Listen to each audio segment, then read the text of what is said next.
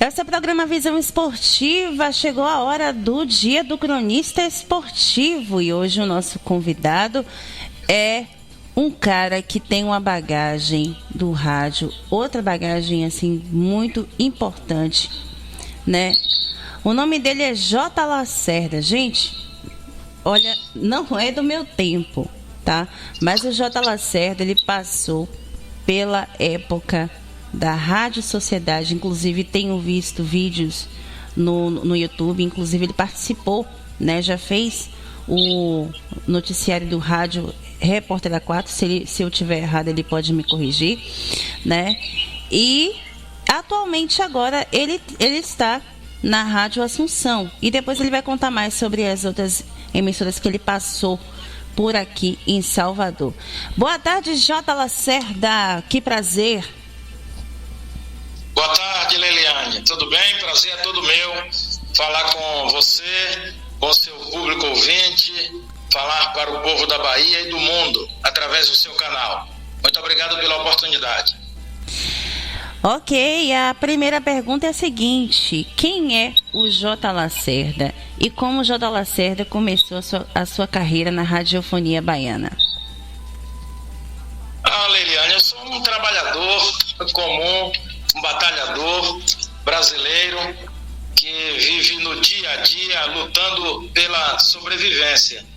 E como profissional, eu recebo essa missão de Deus de informar as pessoas e é o que eu procuro fazer no dia a dia.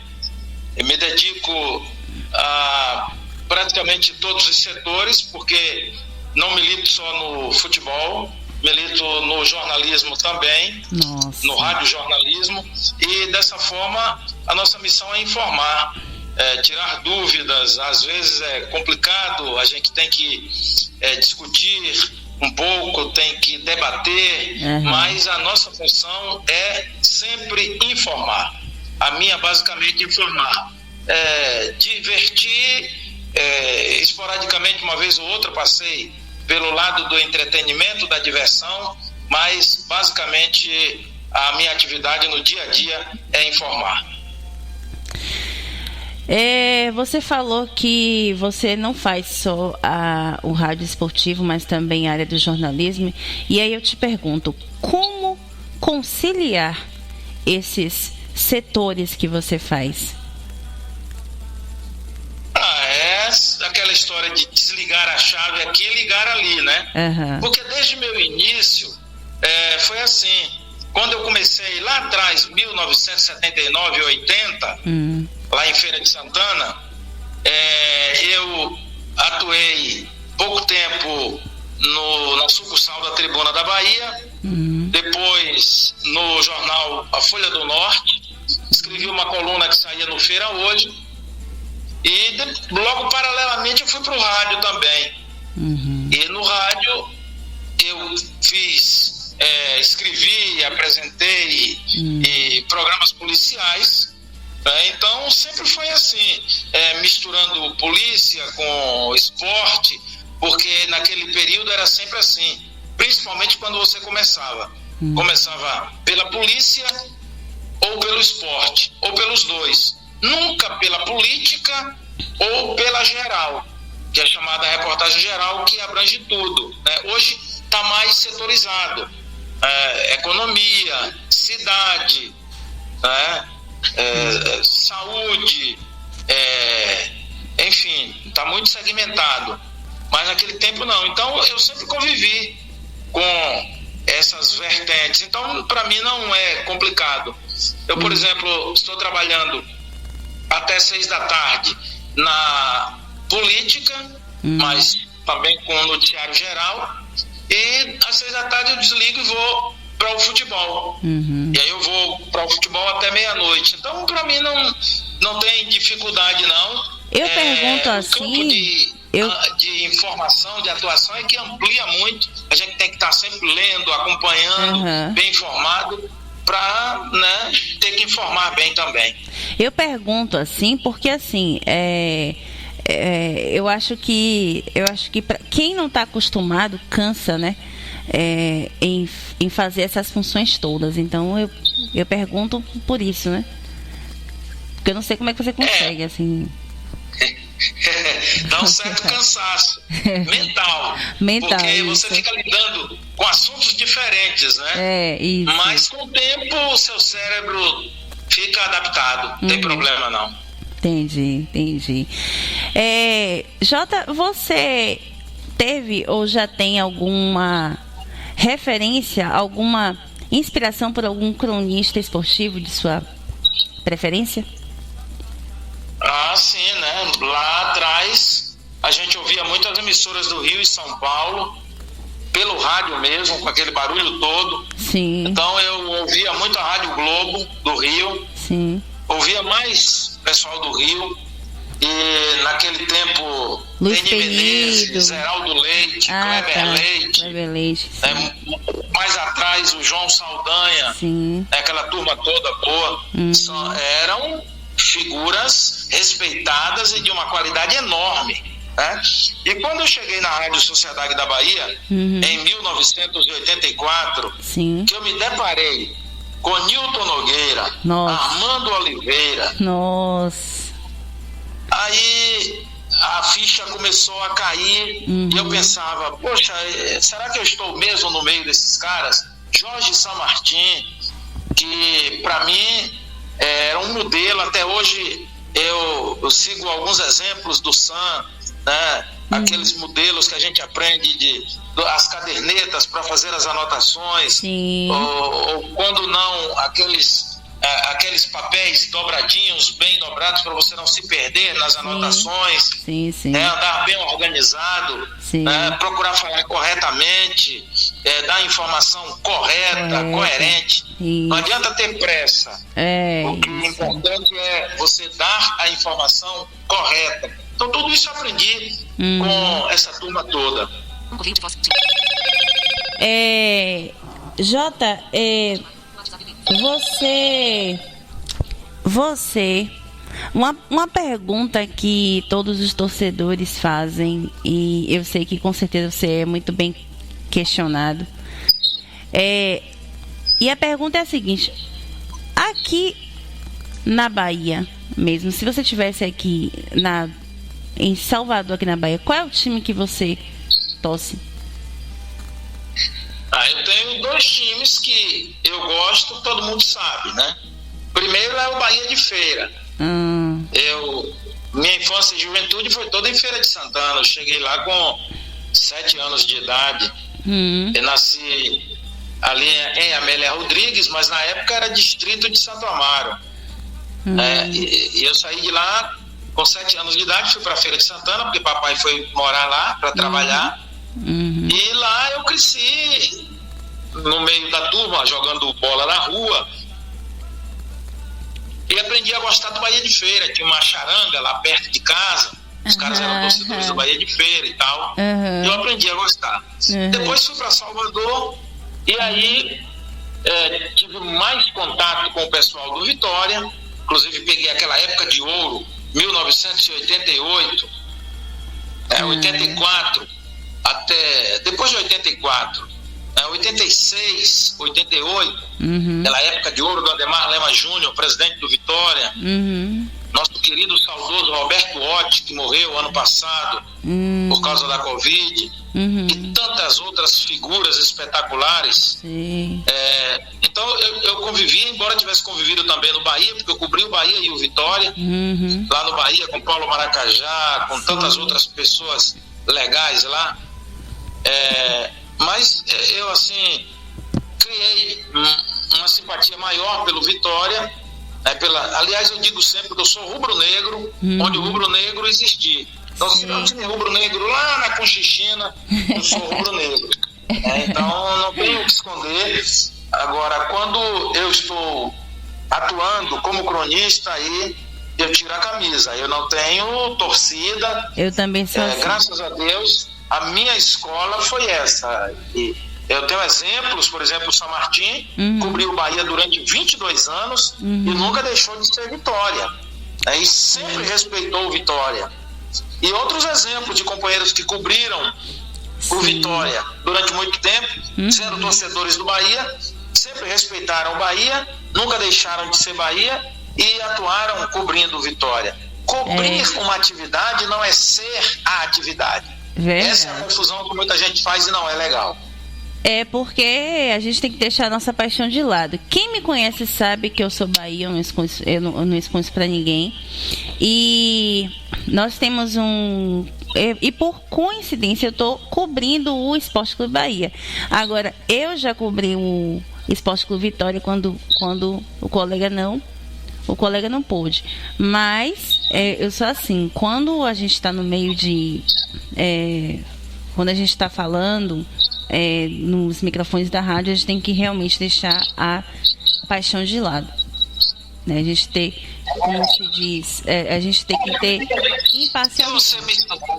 E se você torcer, você vai terminar distorcendo para o ouvinte e não fica legal. E você perde a credibilidade, porque o ouvinte não vai saber quando você está falando com a razão ou com o coração. Verdade. Não é proibido torcer, eu não condeno. Claro. Mas eu acho que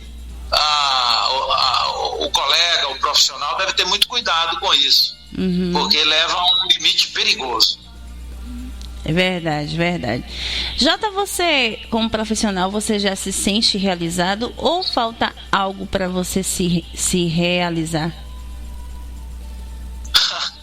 Acho que realizado só quando você para, né? Acho que nem parando, nem passando para o universo, você pode dizer que foi realizado. Ninguém jamais vai estar realizado, porque a vida é uma busca constante, né?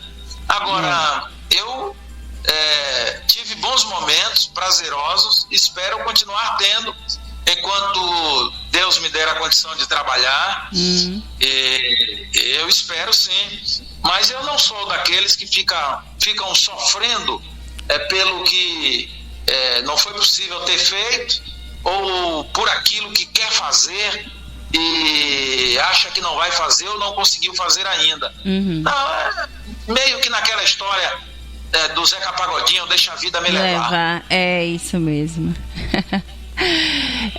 Jota, você tem um fato curioso que você possa contar pra gente durante essa sua trajetória ou com um repórter esportivo, né? Algum fato curioso que te marcou, você poderia contar pra gente? Eu tenho tantas coisas boas que aconteceram. Graças a Deus, Liliane. Eu costumo dizer que o goleiro não pode chamar gol. Isso. Porque o goleiro que chama gol é problema. Mas nós que trabalhamos com a notícia temos que chamar a notícia. E eu, graças a Deus, chamo a notícia. Então, coisas assim, eu tenho fatos realmente relevantes que aconteceram, graças a Deus, sempre. Por exemplo, o doping de Maradona, por incrível que pareça, esse amigo aqui seu, talvez tenha alguém que tenha noticiado igual comigo, um pouco antes talvez, mas não quero ter a pretensão de dizer que fui o primeiro. Sim. Mas eu cheguei na frente por acaso. E nesse dia aconteceram tantas coisas, né? Porque nós estávamos no centro de imprensa em Dallas, nos Estados Unidos, na Copa de 94, e Julio Iglesias ofereceu, aliás, o CT distribuiu ingressos de cortesia para toda a imprensa para um show do Julio Iglesias à noite. E todo mundo saiu mais cedo do CT. Como eu e Jair Cesarinho gravávamos por último, éramos a reborréia lá do estúdio, nós saímos por último, e quando passávamos em frente a um auditório, eu vi aquele movimento, aquela balbúrdia, e resolvi conferir. Quando cheguei lá com o gravador na mão, porque nós temos que andar com o gravador na mão, a caneta na mão, o papel na mão, tudo pronto, né? Quando eu cheguei, Joseph Blatter, que era o executivo da FIFA na época, estava falando. Quando eu liguei o gravador na caixa de som, ele começou a falar do doping de Maradona. Então, eu peguei o flagrante da fala dele, né, e saí correndo Jair, vamos regravar tudo, para tudo, tá tudo defasado. Corremos, voltamos. Ele falou, e o show? Eu falei, tchau para o show. E voltamos a gravar tudo, e por isso que demos a notícia cedo. Nós gravávamos pelo canal da Rádio Sociedade da Bahia. Sim. E, se eu não me engano, era Carlinho do Sena que estava na central. Sim. Quando eu pedi ele para abrir um canal para nós regravarmos o material para a Rádio Carioca de Feira, ele ouviu, como bom operador, ficou atento, ouvindo o que eu estava dizendo, e circulou a informação por lá e pediram para que eu gravasse um boletim. Eu gravei, boletim curto, eu falei, mas eu não sou da equipe. Não, mas pediram, não tem ninguém nesse momento no CT, o pessoal já foi embora, você vai gravar. E eu gravei. E, se eu não me engano, saiu no Rádio Repórter A4 de 18h55. Sei. E qual foi a principal manchete do Jornal Nacional? Das 8 da noite? Taran, taran, taran, taran. Todo no Mundial. Foi a notícia. Então, assim, como esse, eu tenho vários outros momentos importantes. Eu agradeço a Deus por estar sempre próximo da notícia e ter o faro também, né? E isso me deu muito ganho ao longo dessa minha vida de 42 anos. Sei. No radiojornalismo. Muito bom, viu? Saudades da época do Rádio Repórter A4. Muito bom mesmo. Né? Tive a oportunidade de escrever e de ler o Rádio Repórter A4 em vários momentos, e olha que só tinha fera. Donizete Nascimento. Sim. Esdras Magalhães. Sei. De manhã era Vailson Marcílio, o imbatível. E a vinhetinha também sensacional, viu? Aquela vinhetinha lá do rádio. Professor Carlúcio. Mas era tanta gente boa. E eu lá no meio daquelas feras, e fazia umas pontinhas lá, folga e tal, algumas férias, alguns horários lá. Era bom, muito bom, aprendi muito. A Rádio Sociedade da Bahia foi a minha escola de muitos. A escola para muita gente. A maior escola que o Nordeste teve durante muito tempo. Era uma equipe fantástica, principalmente nesse período em que Alfredo Raimundo Filho, o saudoso Alfredo Raimundo Filho, comandava a Rádio Sociedade da Bahia. Rapaz, que legal, hein? Jota, você é um cara que sempre vem em meio de preparações, né? A gente sempre, quando vai fazer um programa, a gente sempre tem que preparar todas as atrações, né? Tudo para que o ouvinte possa ouvir. E nós utilizamos um instrumento muito valioso, né? Que é a nossa voz, que é um instrumento de trabalho, né? E aí eu queria saber de você, Jota, se você é um dos caras que prepara a voz antes de você falar, ou você é um dos caras assim relaxados, né? Enfim. Não, eu diria que eu sou um abençoado. porque eu pouco trabalhei a voz, por exemplo, com fonoaudiologia. Sim, né? sim. Hoje eu já estou precisando de um cuidado maior, sim. Mas e aí eu chamo a atenção dos jovens que cuidem de tudo enquanto jovem. É uma dica aí, presta atenção, viu, gente? Para que quando você cruzar dos 40, dos 50, você esteja com uma boa sustentação. Inclusive, orgânica. Dia 16 de abril comemorou-se o Dia Mundial da Voz, né? Então... nós temos aqui um colega, Henrique Martins, que é fonoaudiólogo. Sim. E ele sempre, quando nos encontra, ele: como é que está a sua voz? Já está fazendo exercícios. Entendeu? Então, eu digo que eu sou um abençoado, privilegiado, porque eu não passei, né, por essas lapidações e esses cuidados, né, por carência mesmo, né, do período, de tudo, mas Deus me abençoou porque eu tenho uma boa dicção, não tenho uma boa estrutura orgânica, mas tem uma estrutura razoável que suportou as intempéries, as dificuldades todas, mas é importante que as pessoas cuidem. Por exemplo, a rouquidão. Eu já machuquei muito minha voz, minhas cordas vocais com a rouquidão. Houve um período em que eu ficava rouco e não sabia o que era. E um dia eu descobri não, um profissional descobriu que era emocional. Então, tem muito a ver isso, né? Eu dava mais desse aspecto. Porque eu ficava tomando remédio e não era remédio, era emocional. Então é importante que você conheça o seu corpo, conheça, né, o seu instrumento, o seu órgão, a sua garganta, mas quem vai te dar isso tudo é o profissional. É o fonoaudiólogo, é o médico, o otorrino.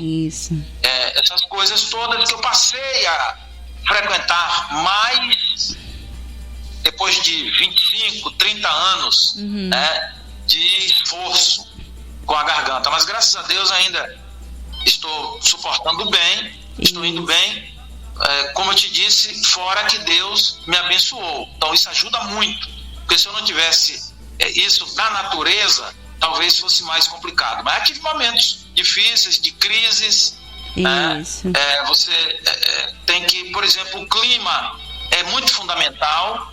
Eu, por exemplo, preciso de um clima mais seco, mais quente. Por isso aqui Fortaleza é muito bom para mim, que em Salvador é um clima com umidade mais constante, e eu tinha muitos problemas quando eu estava aí com a voz, com a garganta, por causa da umidade.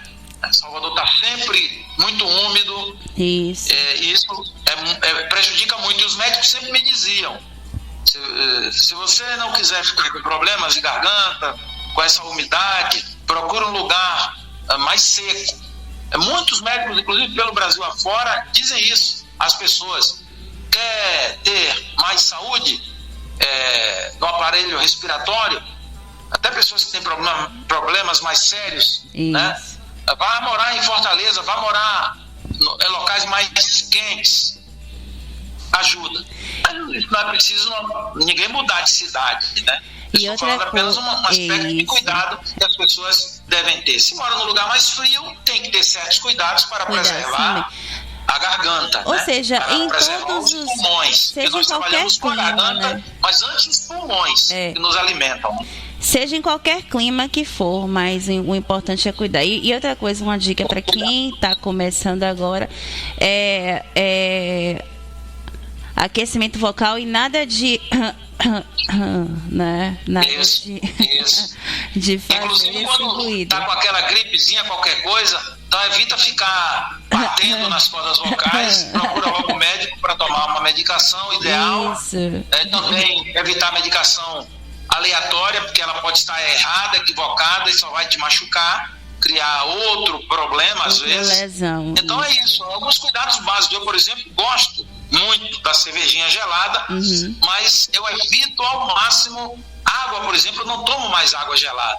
Coloco a água numa garrafinha d'água e deixo que ela fique natural. As pessoas às vezes estranham quando chegam nos lugares. Aí eu peço água, eu digo sem gelo. Se tiver pouco gelada, pode trazer, que ela vai esquentando aqui no copo. E as pessoas, não, mas você não quer gelada, não quer gelo?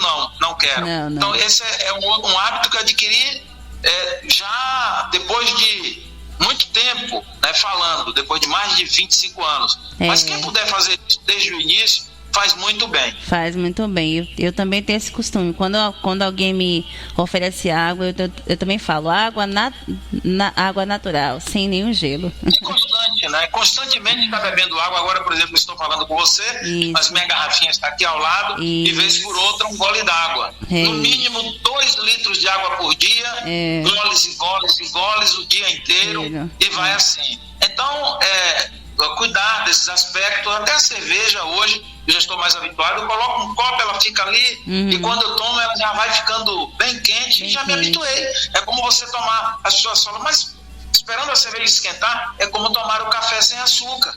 Tudo isso é água. mesmo. E porque assim, pensa, se um atleta, a gente faz uma comparação da voz com o atleta, onde a gente não vê os atletas jogando sem aquecer. Porque o que é que ele faz? Primeiro ele aquece, né? Ele aquece os músculos, ele faz os aquecimentos, ele faz uma preparação e aí pronto, aí depois ele joga, para justamente não ter essas lesões que até hoje os jogadores sentem, né? Essas lesões, essas dores, né? É verdade. Esses cuidados básicos são necessários. Né? Infelizmente, às vezes, por causa do gostoso da vida, né? De curtir a vida, às vezes as pessoas exageram um pouco. Então, cuidado. Até porque a bebida, por exemplo, se você exagera na bebida, não digo que ninguém gosta de beber, deixe de beber. Que gosta de comer alguma coisa, deixe de comer. Mas tudo na justa medida. Porque se você exagera na bebida, ele vai prejudicar até o teu cérebro, o teu raciocínio. Isso. Você vai ficar com raciocínio lento, com preguiça, cansado, fadiga. Não vai desempenhar um bom trabalho, você não vai conseguir fazer uma boa entrevista. Exatamente. Ou mesmo por uma leitura de uma locução, você não vai conseguir fazer bem. Exatamente. Seu rendimento não será o mesmo. Isso pode criar um problema. Né? Então, é bom ter esses cuidados. E o povo, quer ver uma coisa? O pessoal acha que álcool aquece a voz, que bebidas, que alguma coisa aquece a voz, mas não é nada disso, né, gente? Então, são esses cuidados que a gente tem, né? Nós temos exemplos agora na época da pandemia, inclusive de pessoas que agravaram a saúde porque estavam sentindo alguma coisa. Aí o cara diz, não, toma uma cachaça com limão. Assim como fala. Eu ouvi isso, nos primeiros sintomas, em fevereiro do ano passado, sim, eu tive a Covid, e nos primeiros sintomas eu lembro que um colega meu falou assim, toma uma com limão. Falei, nada, não tô legal, vou tomar nada, não estou legal. E realmente depois eu fiz o exame e já pensou? Se eu vou tomar uma com limão, só poderia piorar, né? Só poderia piorar a situação, né? Pois é. E, Jota, você atualmente está na Rádio Assunção, não é isso? Eu estou aqui há 20 anos. Né? Eu estou há 25 anos aqui no Ceará, em Fortaleza. Cheguei aqui em setembro de 1997. Setembro agora, completo 25 anos. Passou rápido. Nossa, eu nem percebi. Muito rápido mesmo. Fiquei 5 anos no Grupo O Povo. E depois vim para cá, estou aqui já há 20 anos. E aqui eu faço parte da equipe do Moésio Loyola, que é o diretor-presidente da rádio, deputado estadual, saiu 2 mandatos, foi ser prefeito de uma cidade no sul do estado, Campos Sales, e voltou, vai de novo concorrer a uma vaga no Legislativo, narrador espetacular, é um cara de uma memória musical também muito boa, faz programa musical e ele é fora de série, eu não tenho nem 1% da memória musical dele. Então faço parte dessa equipe aqui e estamos aqui trabalhando, né? Seguindo o caminho. Tem algum lance de algum gol que te marcou, assim, dentro dessa sua trajetória? Não é que tenha me marcado, tem um gol que vai estar sempre na minha lembrança. Quando foi, meu Deus? Foi 94, eu acho que foi 93. Agora já não me lembro, hein? Foi um gol de Aldinei na Fonte Nova. Sim. Que deu o título ao Bahia. Quando foi? Foi 94, 93? Acho que foi 94. Eu, inclusive, ouvi. Eu tava vendo no YouTube, inclusive, uma narração que, se não me engano, foi. Que acho que foi isso mesmo. Foi de Djalma Costalino na época. Que ele trabalhou na rádio.